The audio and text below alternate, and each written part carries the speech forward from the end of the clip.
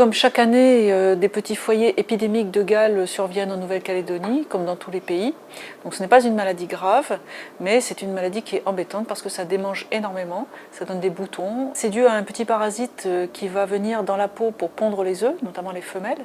Et quand on a ça, il faut consulter un médecin parce que bien évidemment, comme c'est une maladie très contagieuse, ça pourra se transmettre à tout notre entourage qui a été en contact avec notre peau, soit de façon directe, soit par l'intermédiaire des vêtements. Ça peut se traiter très facilement, mais la difficulté, c'est qu'il va falloir que toutes les personnes qui ont été en contact se traitent le même jour. Donc ça peut être par forme de cachet, de comprimés pour la peau ou des lotions qu'on applique sur la peau. Et pour l'environnement, il va falloir passer en machine à 60 degrés au moins tout le linge qui a été en contact avec notre peau malade. Et si on ne traite pas les personnes qui ont été en contact avec nous, qu'elles soient malades ou pas malades, même si elles n'ont pas de signes, il faut absolument qu'elles se traitent. Et bien si on ne fait pas ça, quelques semaines plus tard, ça va recommencer à partir de quelqu'un d'autre. Donc c'est important de traiter tout à la fois le même jour.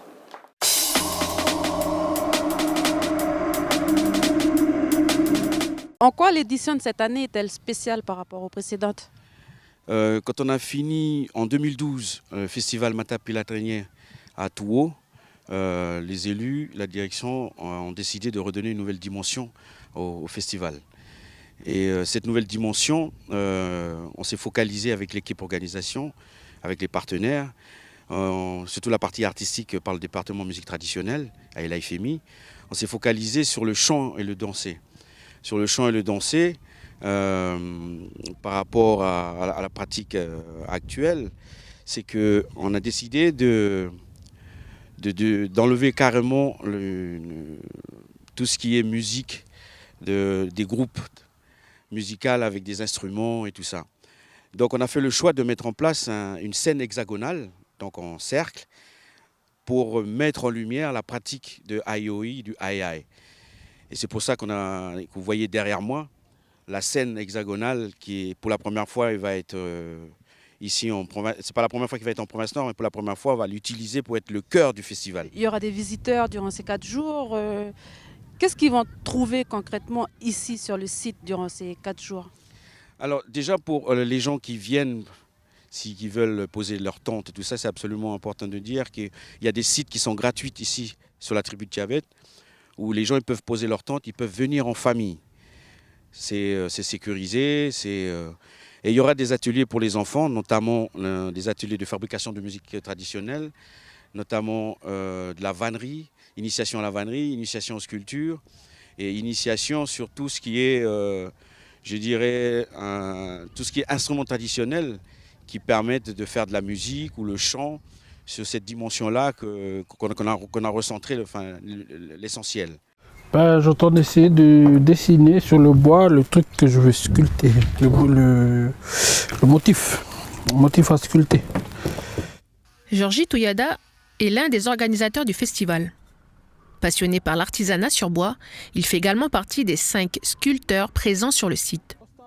Pour cet événement, ils doivent réaliser 11 chambranles pour les 11 langues de l'ère Haute-Mawap et 14 flèches pour leurs 14 chefferies.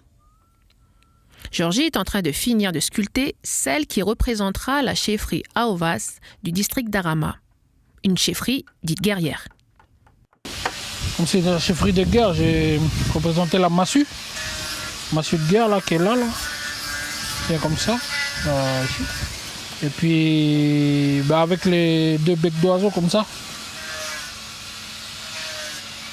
Et puis le visage des flèches de Haute-Mawap.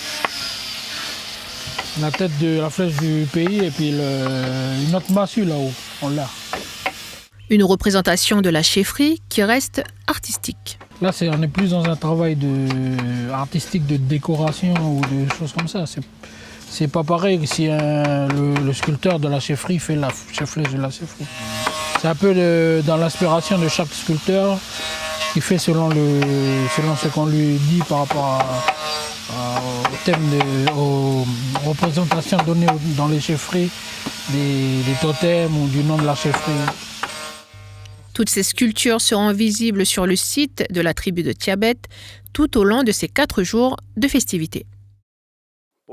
Johan est un jeune homme de 30 ans. Son souhait, devenir pasteur. L'église l'envoie donc 2 ans prêcher dans 3 îlots, Tanlo, Baba et Yidjeban. Sa visite chez les habitants de Tanlo terminée, il rentre chez lui. Voilà, ça c'est un peu ma maison.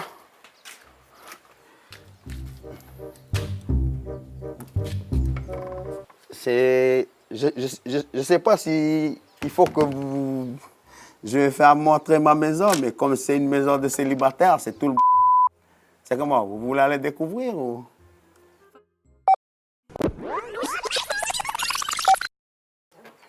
Bon, ben voilà, ça c'est mon presbytère et presbytère. C'est mon Eika. C'est mon Eika qui... Voilà, ça c'est le salon. C'est le salon.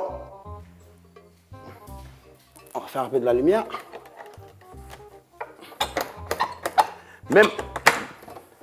Même sur les îlots, j'ai un écran-plasma. Voilà. Ça, tout ce qui est ici dans la... Comment on appelle ça?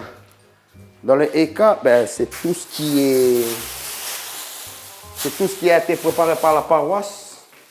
Voilà, il y a des chambres qui sont ici. Voilà un peu le Eka, on va dire le Eka de la paroisse de Tanlo. Voilà. Voilà un peu. Voilà tout ce qu'il y a.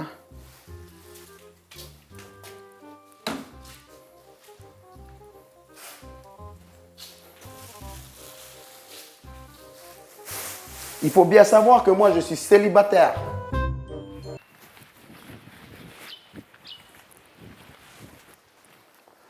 Je vais montrer un peu comment moi je lave mon linge ou je fais mes besoins avec l'eau.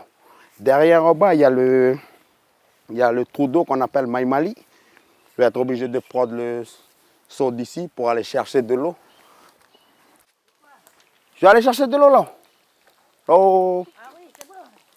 Je vais aller chercher de l'eau.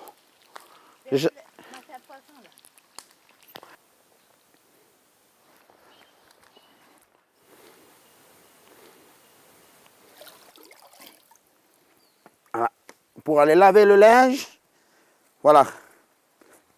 Voilà comment on vit ici. On vit avec cette eau qui est l'eau du Maïmali.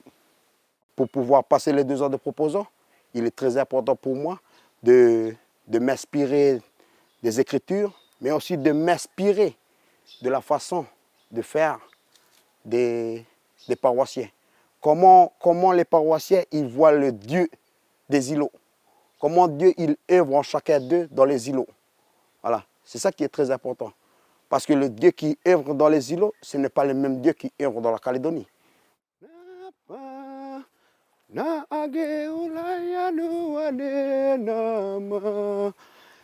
Moi, personnellement, ben, si on s'engage dans le travail de Dieu, il n'y a pas de choix à faire.